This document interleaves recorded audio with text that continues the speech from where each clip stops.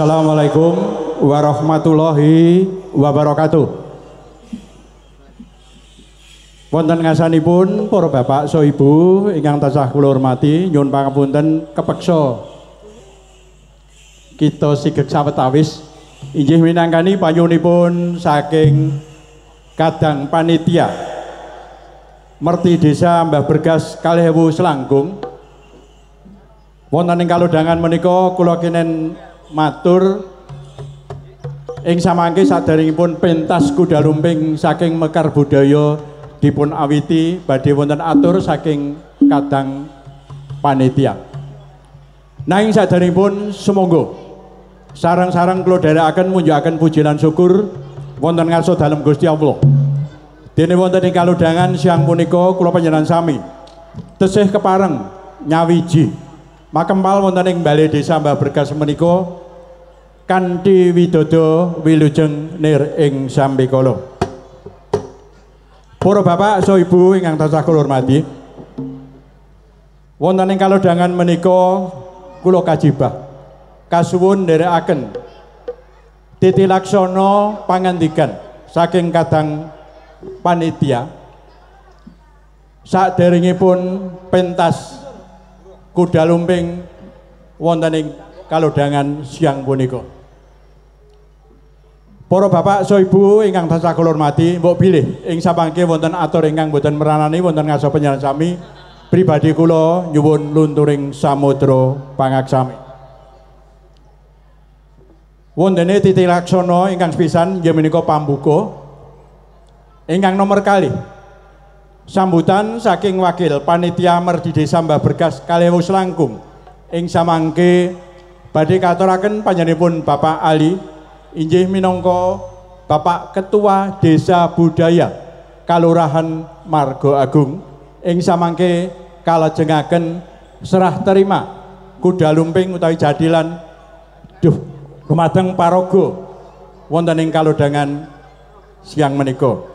Titilaksana nomor 3 inggih menika panutup. Para bapak so ibu ingkang tansah kula hormati, supados samangke lampahing titilaksana saking awal dumugi purnaning pentas menika boten wonten aral setunggal punaka. Monggo sareng-sareng kita ndedonga wonten ngarsa dalem Gusti Allah mitrat agami tuwin kapitusan kula panjenengan sami piyambak-piyambak. Ndedonga pambuka kula dherekaken. Bismillah. Matur nuwun, mugi-mugi ing samangke titilaksana ing siang punika widodo wilujeng nir ing sambikala. Salajengipun kita aturaken wonten ngasanipun wakil saking panitia Merti Desa Mbah Bergas 2000 Selangkung panjenenganipun Bapak Ali nggih wakil utawi Bapak Ketua Desa Budaya Desa utawi Kalurahan Margo Agung. Wekdal kula aturaken sak cekapipun. Assalamualaikum warahmatullahi wabarakatuh.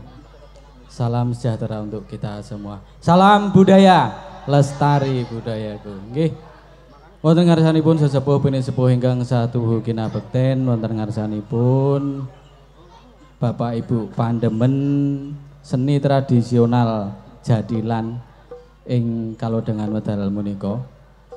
Keparang wonten ing mriki kula matur inggih awit kapiji saking atas nami sedaya panitia penyelenggara Merti Desa Mbah Bergas tahun 2000 Selangkung ingkang samangke sampun kawiwitan rikala wau dalu dumugi ngenjang dinten Jumat malam Sabtu kanthi kapungkasan wontenipun wayang semalam suntuk. Bapak Ibu sekalian ingkang sepindah sedaya panitia ngaturaken sugeng rawuh wonten ing area Bali Ringin Mbah Bergas riki. Saperlu ingkang sepindah samangke nderek meresani serangkaian kegiatan Merti Desa ingkang wonten ing siang menika ingkang kapareng paring hiburan menika saking seni tradisional jadilan Mekar Budaya ingkang mijil saking Pedukuhan Tegal Gentan Margo Agung Seyegan ingkang pun sesepuhi panjenenganipun Bapak Subarjo, Bapak Dukuh lan ketuanipun Bapak Purwanto. Ing pangajap sedaya serangkaian kegiatan wiwit wau dalu ngantos nginjang dinten Jumat malam Sabtu sageta dados panglipur dumateng sedaya masyarakat lingkungan Margoagung lan sak kiwa tengenipun. Kula sedaya panitia ing mbok bilih anggenipun caos papan palenggan lan sak samudayanipun. Wiwit purwa madya lan busana samangke mbok bilih pikantuk kathah kekiraan kelepatan estu kula atas nami panitia minggahipun pemerintah Kalurahan Margoagung nyuwun pangapunten ingkang sak ageng-agengipun.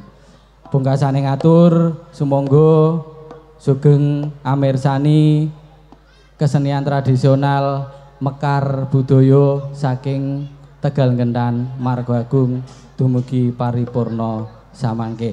Namung setunggal saking sedaya panitia lan pemerintah Kalurahan Margoagung nyuwun estu samangke pun jagi ketertiban lan keamananipun. Awit menapa sedaya kegiatan menika mboten badhe sukses, mboten badhe pinanggih lancar menawi tanpa keamanan lan ketertiban saking sedaya lapisan masyarakat. Mbok bilih mekaten ingkang saged kula aturaken wonten kirang langkungipun nyuwun pangapunten. Kula akhiri wassalamualaikum warahmatullahi wabarakatuh. Salam budaya, lestari budayaku. Pun lajengaken serah terima kuda lumping saking panjenenganipun panitia wonten ngasanipun salah setunggaling paraga ingkang badhe ngaturaken hiburan wonten ngesa penjalan sami. Wekdal kula aturaken sak cekapipun.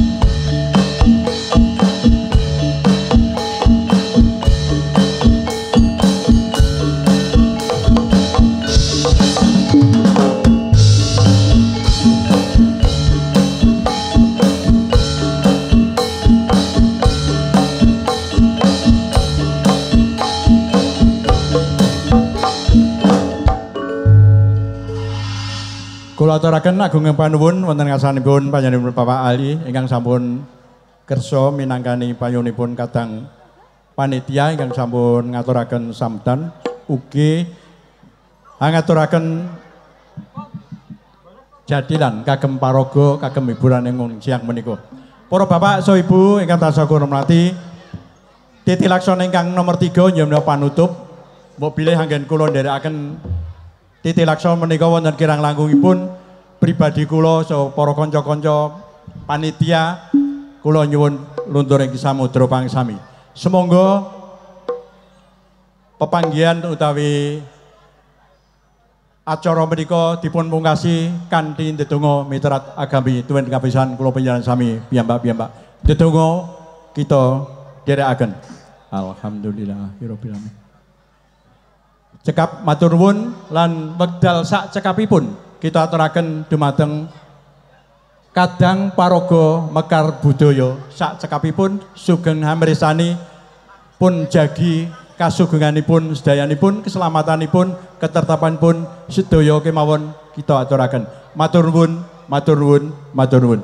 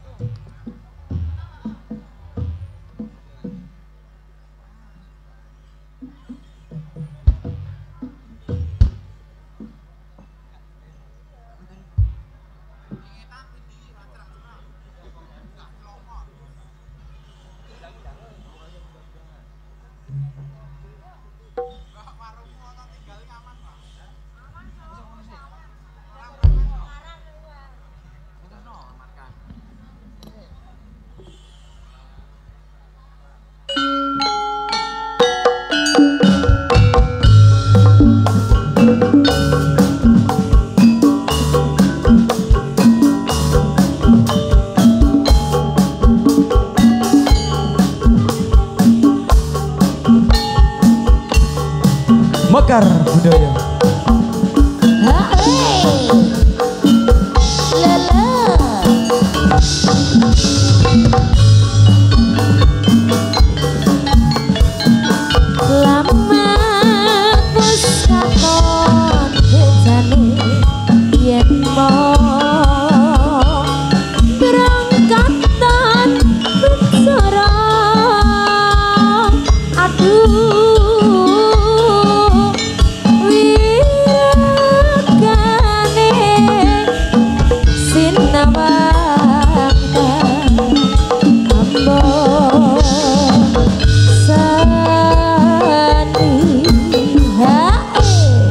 Yen besengut wimbo patut nyoto sapni komra ati aduh lestari yo tanwi lopi sasat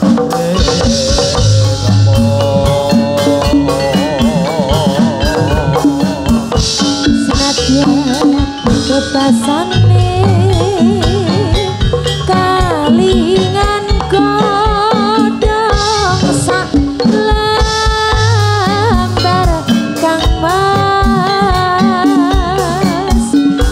kaya wis kuncetan rasa sing seme atiku paksane sawo asli berubah tenggo tansah umur eman wis lumayan ampun nimas parang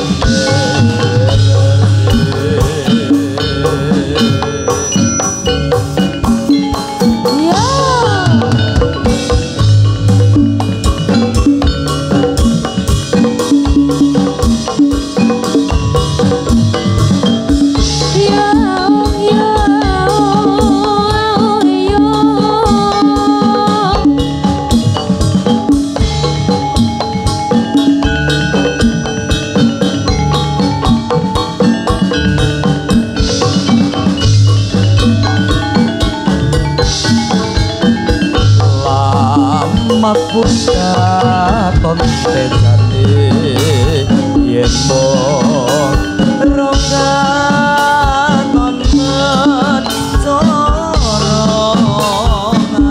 aduh wiragan disinawa ton ammo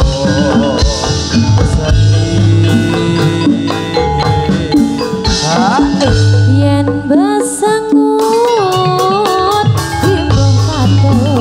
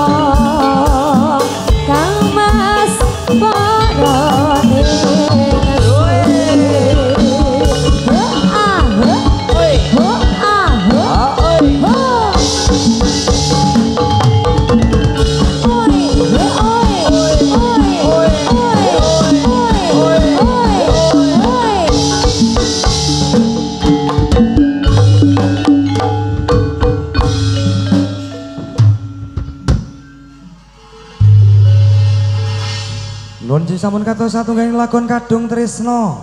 Lumantar keluarga Mekar Budaya. Kalajeng lelakon ingkang mau kalih. Sasi Mbak Dita. Nggih, lagu malih Mas. Nggih. Ah, mau dilanti nggih. kali lagu sekap ngoten. Oke. Apa Mas? Manut beri. Ya. Ayo Mas Bogi. Oh, terima kasih pengertian. Terima kasih. Makasih ya.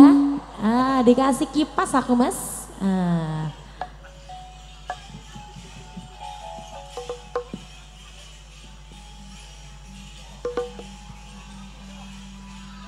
Nggih.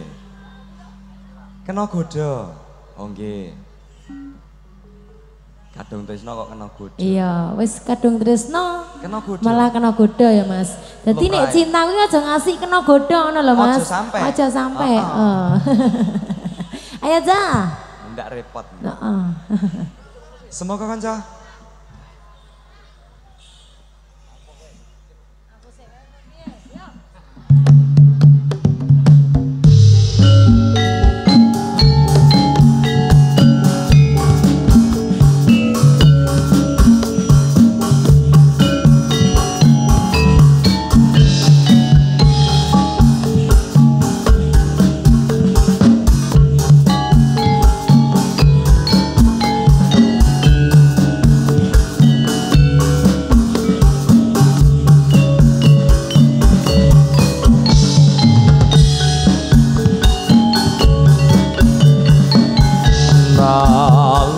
Kontik jaman semono terus nunggu setyo lan anane mung tansah ngalemono rasa sak ora nate citra.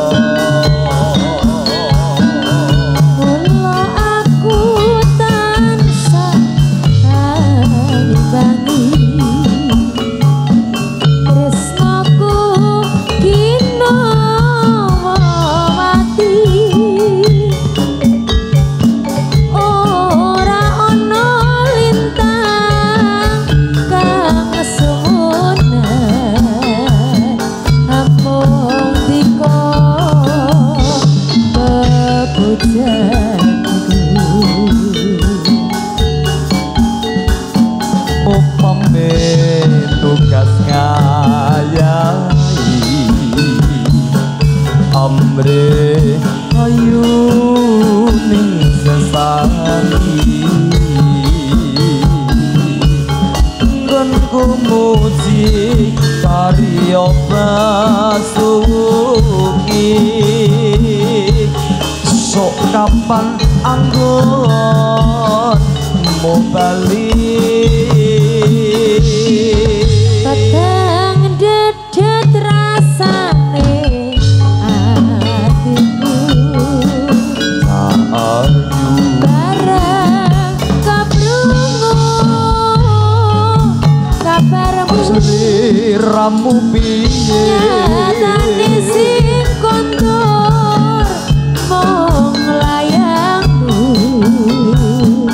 ora ngira kena goda. Ayo Mekar Budaya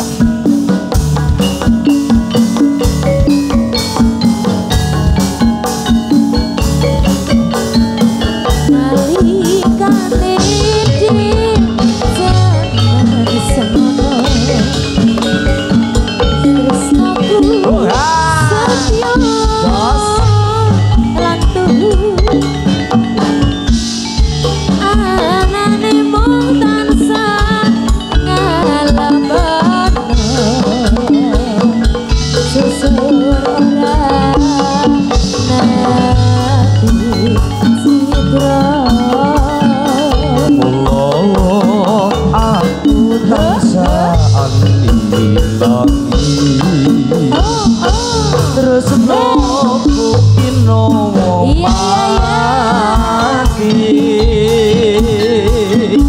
Nora ono lintang kang sumunar Ambung dino pujanku Sliramu pamit tugas ngayangi Rahayu nih sesami Gonku cikaryo basuki Sokapan anggunmu bali Dengan detik rasane hatiku bareng to krungu kabarmu nyatane sing kundura mung layanku ora ngira kena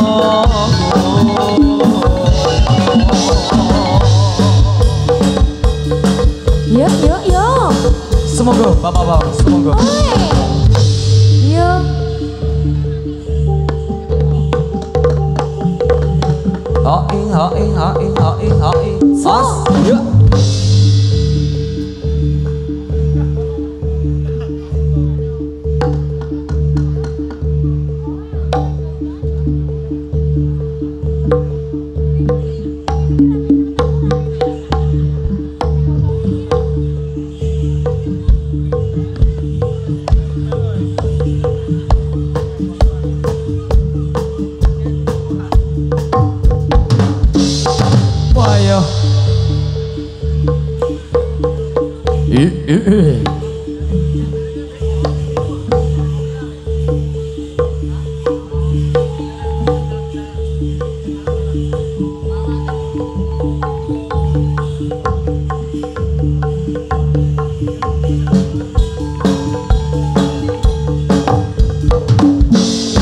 Waya Waya kanca rawe tak sawetara bacotake lagu waya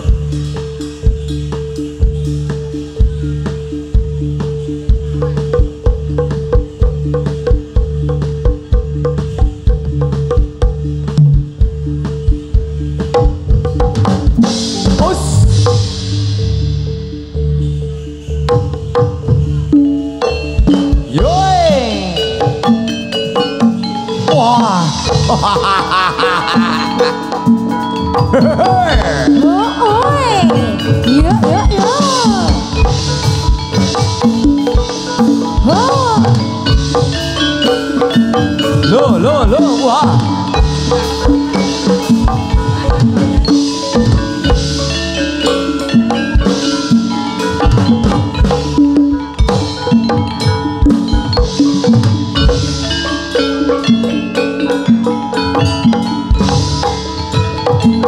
Yuk Wah yo Lo Ayah Hoya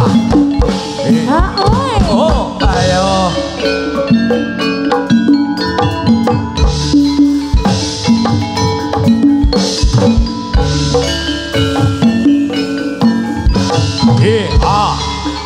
Hoya